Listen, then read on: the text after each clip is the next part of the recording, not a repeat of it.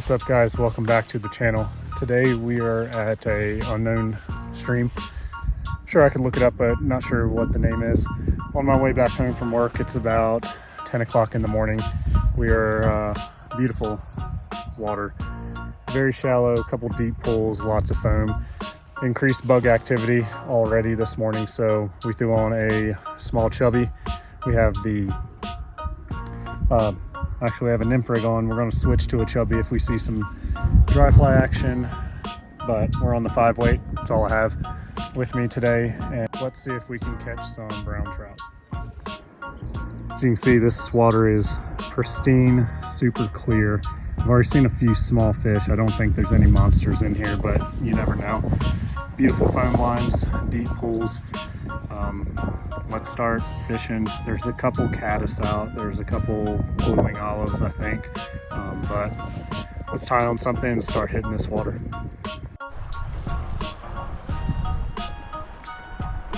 Oh no. Flipped.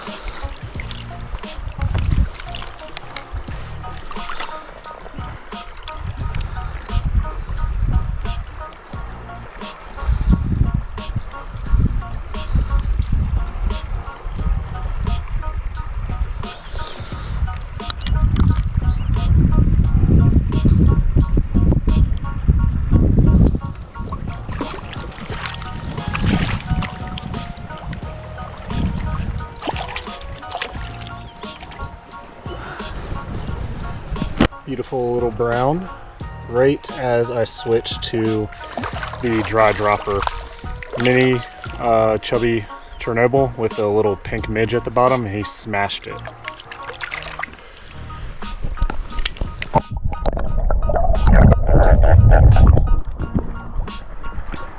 So I'm using a dry dropper system, kind of a adjustable dry dropper that I created. I'll show you guys later in the video how I do that. Little piece of surgical tubing, that way I can adjust the depth, but seemed to work out pretty good, so I'm excited about that. I saw him jump. I don't know why I started nymphing. It's just my go-to, but I saw one jump over there, so I casted that chubby Chernobyl and he smashed it, so that was pretty exciting. I'm gonna fish this hole a little more. I know there's no giants in here, but it's fun catching those little tiny guys on these backcountry streams. So don't even know the name of this water. Way far away from home, but let's see what else we can get into.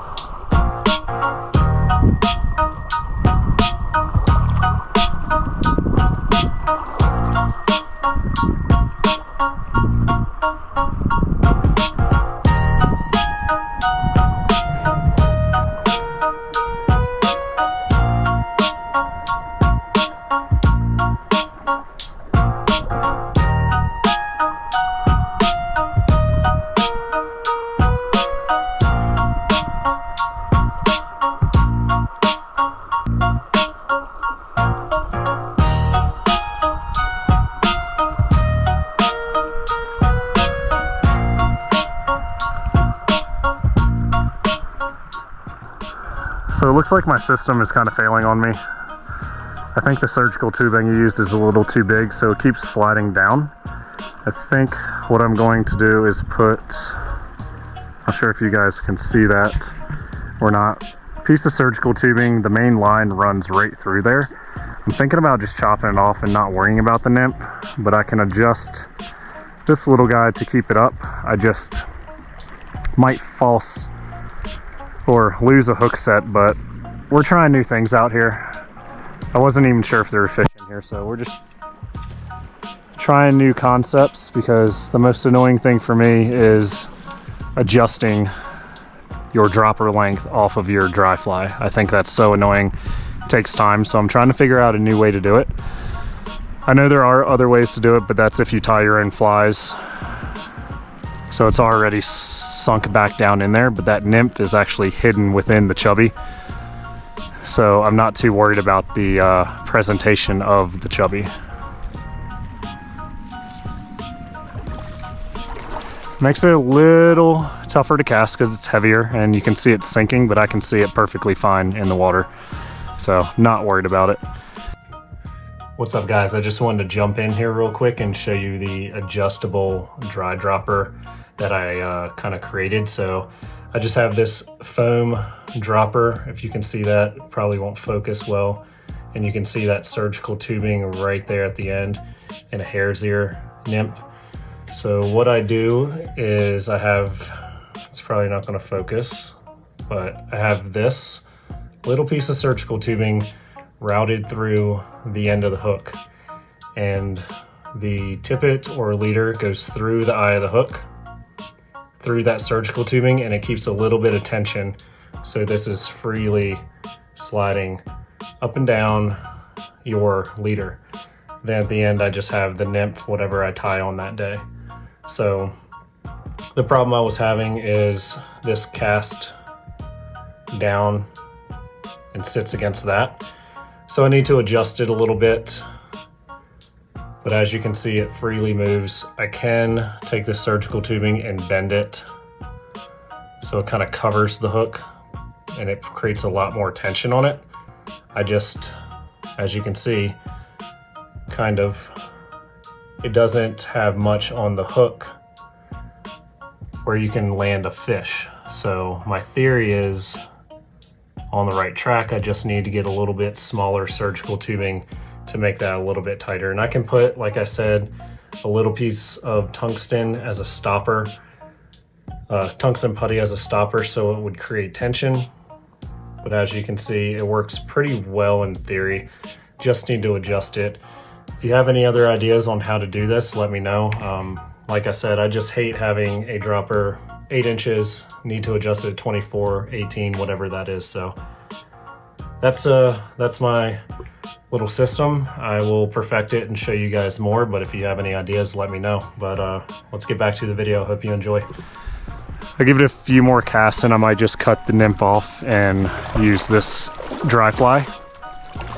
Usually in these backcountry streams, you can do some pretty decent dry fly fishing. I don't know what's hatching, but there's tons of bugs in the air, so I feel pretty confident we can continue to use this. And that's the only fish I saw rise, but I'm sure there's a bunch more hungry guys in here that want to eat this guy. I've never seen anyone fish this area. There's footprints, little paths, but there we go. Look at that. He smashed it and I lost it. So what I'm gonna do is cut off that nymph because I think that surgical tubing is kind of messing up the chubby's presentation now. And let's retie this and get back in the game. So you can see it slides down. It's just not perfect yet. I could put a piece of tungsten putty behind this, but that's just more work than I'm willing to do right now. I think we're going to be pretty successful out here on the dry flies. It's not always about the big fish.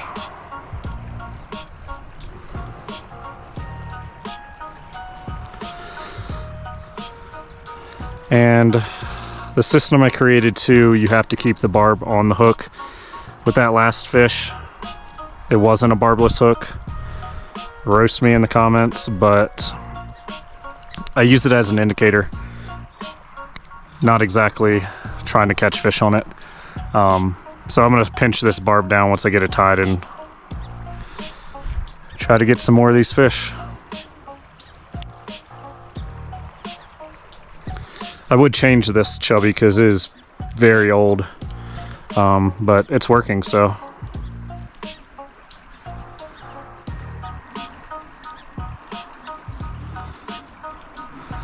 Finally, some dry fly action this year. I've been waiting for it.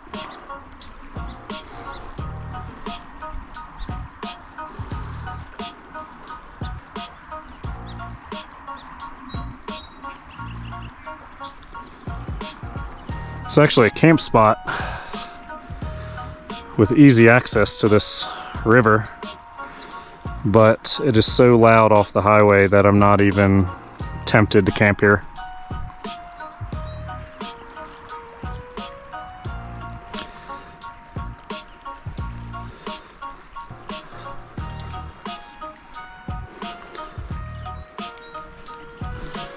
All right, and we'll pinch down this barb because we don't want to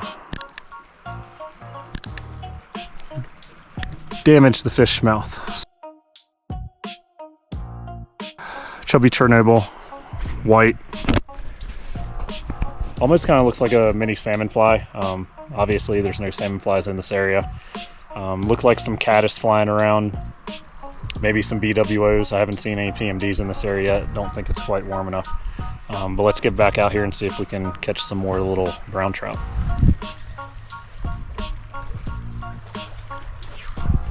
And there we go.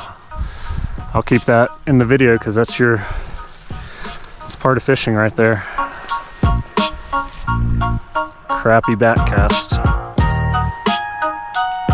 Lands you in the bushes. So that's what I'm throwing. Sparkly orange chubby.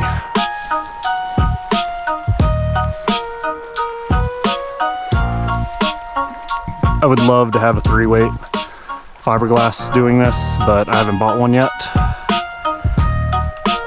Any recommendations, let me know. I think these small streams like this, it would just be so fun to use fiberglass.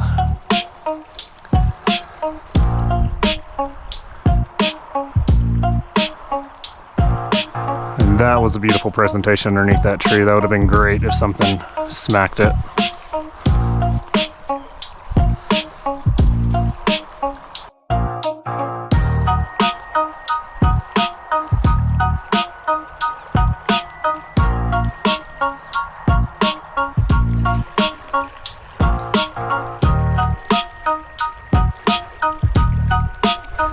I usually wouldn't stay in a spot this long, but since I've seen 2 fish in this area, I'm going to continue to work it even though I don't see them.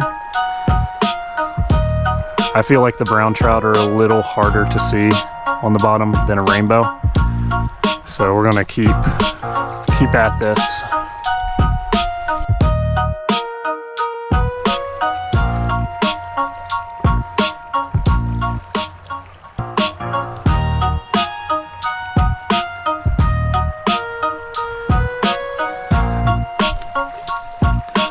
I was going to skip this area, but I'm glad I didn't.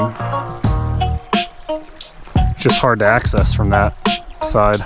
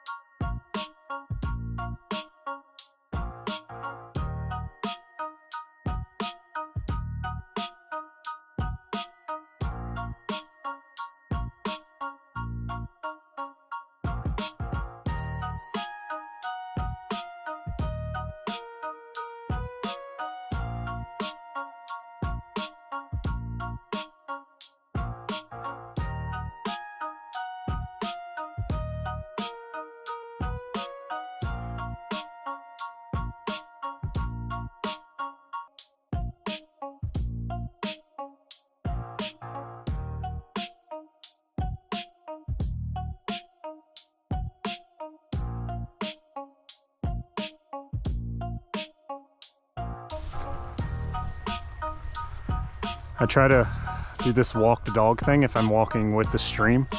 Just, well, there's one. Just for that reason right there, because if I'm not fishing it and I scare him, I've lost my chance. So let's see if we can get him again.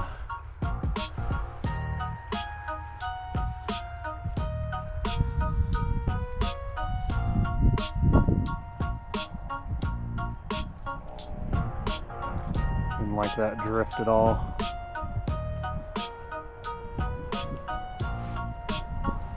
So he's probably seen me by now. So I've lost that one, potentially. But I like to do that before I walk, just like this, walk the dog down.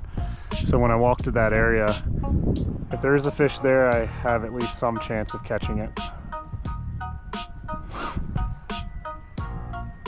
The guy looked pretty small, so it might just be too big of a hook for him. I think this is a size 8.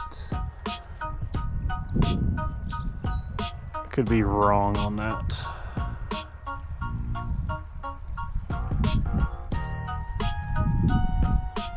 Yeah, it's about as tasty as I can make this one look, so I think he's gone, which is fine.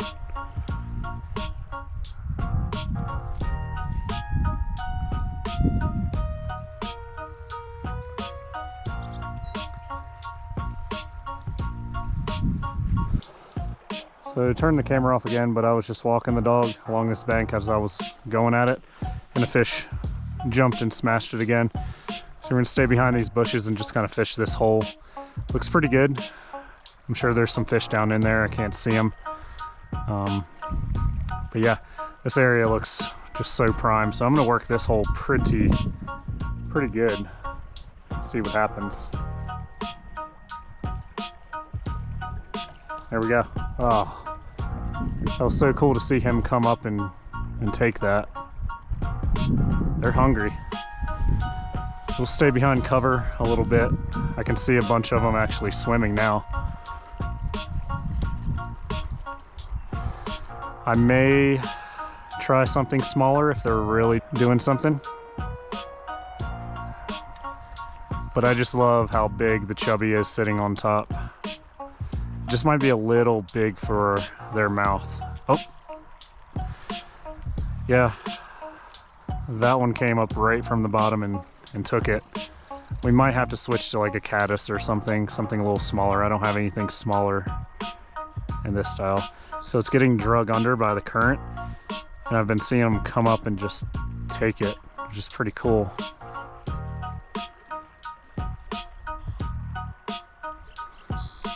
And another one.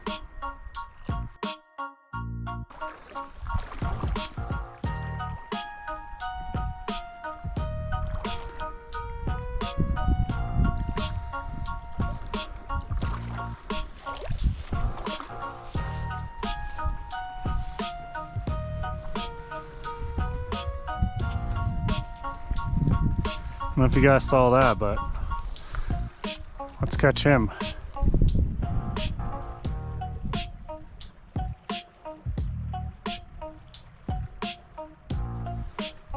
I think I hit him with the fly. He jumped right where I casted. That's pretty awesome.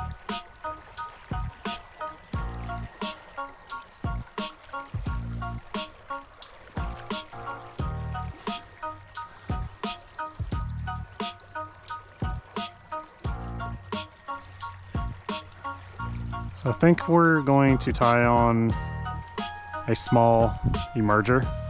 I'm thinking caddis emerger, and see what we can do with that. We've got to hit them from both sides on this, unfortunately.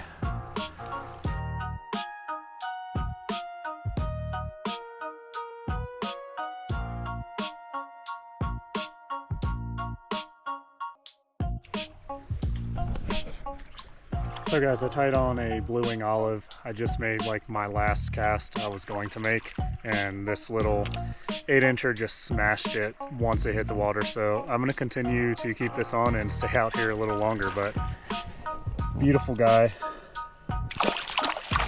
Feisty. I mean, look at the colors on him. Just beautiful.